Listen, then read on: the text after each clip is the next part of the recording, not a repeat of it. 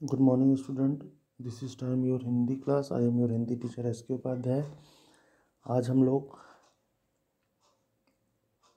Class 9th Kritika का chapter 4 माटी वाली पाठ को पढ़ेंगे और इसके आधार पर कुछ बोधात्मक प्रश्नों को भी करने का प्रयास करेंगे। इसके लेखक हैं विद्यासागर नौटियाल। ये घटना जो है, ये कहानी की जो कथा वस्तु है, टिहरी शहर में, उत्तराखंड में एक टिहरी शहर था, उस शहर से लेखक ने लिया है। अब आते हैं कथा वस्तु पर। शहर के सेमल का तप्पड़ मोहल्ले की ओर बने आखिरी घर की खोली में पहुंचकर उसने दोनों हाथों की मदद से अपने सिर पर धरा बोझा नीचे उतारा। इसमें एक महिला की कहानी लिया गया है, क्योंकि उतनी समय वहाँ टिहरी शहर में खाना बनाने का माध्यम चूल्हा हुआ करता था और घर जो है वो कच्चे बने होते थे। तो चूल्हा को भी, खाना बनाने के बाद चूल्हा को भी मिट्टी से उसकी लिपाई पुताई होती थी और कच्चे घरों को भी वर्षा के पानी के क्षरण से रोकने के लिए उससे मिट्टी से, पीली मिट्टी से जो है लीपा जाता था। और वहाँ जो है माट खाना, जहाँ पास से मिट्टी निकाली जाती थी, वो शहर से काफ़ी दूर था।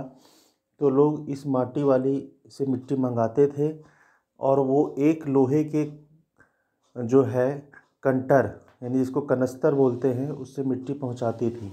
मिट्टी का कोई मूल्य नहीं निर्धारित होता था, जो भी मूल्य लोग अपने स्वेच्छा से उसे दे देते थे वो ले लेती थी। तो उसी महिला की कहानी लेखक बता रहे हैं। नीचे उतारा मिट्टी से भरा एक कंटर।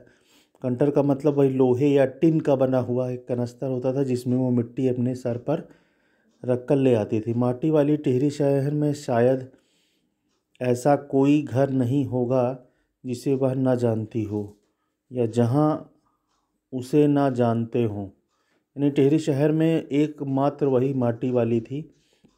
घर के कुल निवासी बरसों से वहाँ रहते आ रहे, किराएदार, उनके बच्चे तलक घर घर में लाल मिट्टी देते रहने के उस काम को करने वाली वह अकेली है। उसका कोई प्रतिद्वंदी नहीं, मतलब कोई दूसरा मिट्टी पहुंचाने का काम नहीं करता था। उसके बगैर तो लगता है टिहरी शहर के कई एक घरों में चूल्हों का जलना तक मुश्किल हो जाएगा। मतलब अगर वो ना हो तो चूल्हों का काम भी मुश्किल हो जाता। वह ना रहे तो लोगों के सामने रसोई और भोजन कर लेने के बाद अपने चूल्हे चौके की लिपाई करने की समस्या पैदा हो जाएगी। भोजन जुटाने और खाने की तरह रोज की एक समस्या घर में साफ लाल मिट्टी तो हर हालत में मौजूद रहनी चाहिए। चूल्हे चौकों को लीपने के अलावा साल 2 साल में मकान के कमरों दीवारों की गोबरी लिपाई करने के लिए भी लाल मिट्टी की ज़रूरत पड़ती रहती है। शहर के अंदर कहीं माट खाना है ही नहीं। भागीरथी और भीलांगना, ये दो नदियों का नाम है। दो नदियों के तटों पर बसे हुए शहर की मिट्टी इस कदर रेतीली है, रेतीली का मतलब जिसमें कंकड़ वगैरह हैं, उसे चूल्हों की लिपाई का काम नहीं किया जा सकता। आने वाले नए नए किराएदार भी एक बार अपने घर के आंगन में उसे देख लेते हैं तो अपने आप माटी वाली के ग्राहक बन जाते हैं। घर घर जाकर माटी बेचने वाली नाटे कद की एक हरिजन, यानी जो है निम्न जाति से संबंध रखने वाली, और उसका जो है जाति क्या थी, हरिजन, बुढ़िया माटी वाली। कनस्तर, शहरवासी सिर्फ माटी वाली को ही नहीं, उसके कंटर को भी अच्छी तरह पहचानते हैं। रद्दी कपड़े को मोड़कर बनाए गए एक गोल डिब्बे के ऊपर लाल चिकनी मिट्टी से छुलबुल भरा कनस्तर, मतलब पूरा मिट्टी दबा करके नहीं, थोड़ा सा हल्की हल्की भुरभुरी मिट्टी उस कनस्तर में भर देती थी, टिका रहता है। उसके ऊपर किसी न किसी कोई कभी कोई ढक्कन लगा हुआ नहीं देखा।